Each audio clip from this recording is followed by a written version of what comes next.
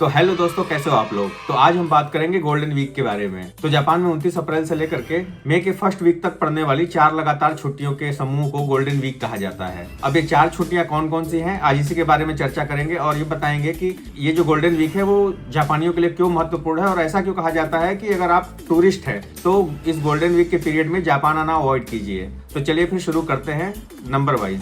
तो सबसे पहले जो छुट्टी है वो आती है 29 अप्रैल को, जिसको कि शोवा डे के रूप में मनाया जाता है। अब ये शोवा डे क्या है? तो शोवा डे जापान के जो एम्परर थे मिस्टर शोवा हिरोहितो, तो ये उनके बर्थडे के रूप में मनाया जाता है। मिस्टर शोवा जो कि बहुत लंबे समय तक जापान के एम्परर के रूप में रूल किया था, उनका जो पीरियड था 1926 से लेकर के 1989 तक उन्होंने जापान पे एज एम्परर रूल किया था। तो उनके बर्थडे के रूप में पहली छुट्टी मनाई जाती है 29 अप्रैल को। उनका जन्म जो है 29 अप्रैल 1901 को हुआ था। तो दोस्तों दूसरी छुट्टी जो है वो पड़ती है 3 मई को, जिसको कि जापान में कॉन्स्टिट्यूशन मेमोरियल डे के रूप में मनाया जाता है। कॉन्स्टिट्यूशन मेमोरियल डे यानी संविधान स्मृति दिवस। जापान की युद्ध विराम की घोषणा के बाद 3 मई 1947 को कॉन्स्टिट्यूशन बना था। उस डे को ये लोग सेलिब्रेट करते हैं as a constitution memorial day के रूप में। तो उस दिन भी एक छुट्टी रहती है। तो दोस्तों जो तीसरी छुट्टी है उसको जापान में ग्रीनरी डे के रूप में मनाई जाती है, जो कि 4 मई को मनाया जाता है। 2007 तक ये ग्रीनरी डे जो है 29 अप्रैल को एम्परर के बर्थडे के साथ मनाया जाता था, लेकिन 2007 के बाद इसको सेपरेट करके 4 मई को शिफ्ट कर दिया गया।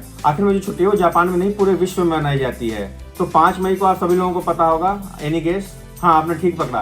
5 मई को चिल्ड्रन दिवस, जिसको जापान में कोदोमो नो ही बोला जाता है, उस रूप में मनाया जाता है। तो इस दिन जापान में इस दिन परिवार के लोग अक्सर घरों के बाहर एक कोइनोबोरी मतलब जो कि कॉर्क के आकार का विंडसॉक होता है उड़ाते हैं और उसको बोलते हैं कि ये ताकत दृढ़ संकल्प का प्रतीक है और उनको ऐसी उम्मीद होती है कि जो इनके बच्चे होंगे उनमें भी सेम ताकत और दृढ़ संकल्प की वृद्धि होगी।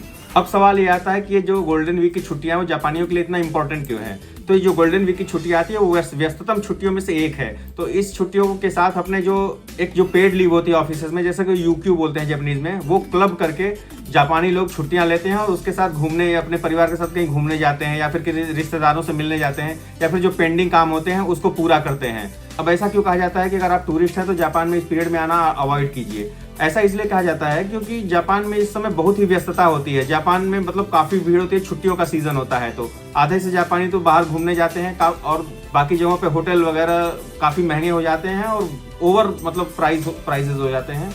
होटल, खाना पीना सब कुछ, जितनी भी चीजें होती हैं ओवर प्राइस हो जाती हैं, क्योंकि काफी सारे टूरिस्ट आते हैं। एक तो बुकिंग आसानी से मिलती नहीं, दूसरी महंगी बुकिंग्स मिलती है सीधा 2 गुना 3 गुना। तो इसलिए कहा जाता है कि अगर आप टूरिस्ट हैं और पैसे बचाना चाहते हैं या अपना समय बचाना चाहते हैं तो इस टाइम को थोड़ा अवॉइड करके इसके बाद इसके पहले आइए, क्योंकि इस वक्त जापान में बहुत ही ज्यादा भीड़ रहती है और ट्रेनें खचाखच भरी हुई, दुकानें खचाखच भरी हुई, तो उतना एंजॉय आप कर नहीं पाओगे। तो दोस्तों अगर वीडियो अच्छी लगी तो लाइक शेयर सब्सक्राइब कर दीजिए। आपका एक लाइक जो है, एक सब्सक्राइब हमें और ज्यादा मोटिवेट करेगा वीडियोस बनाने के लिए। तो मिलते हैं अगली वीडियो में। नमस्कार।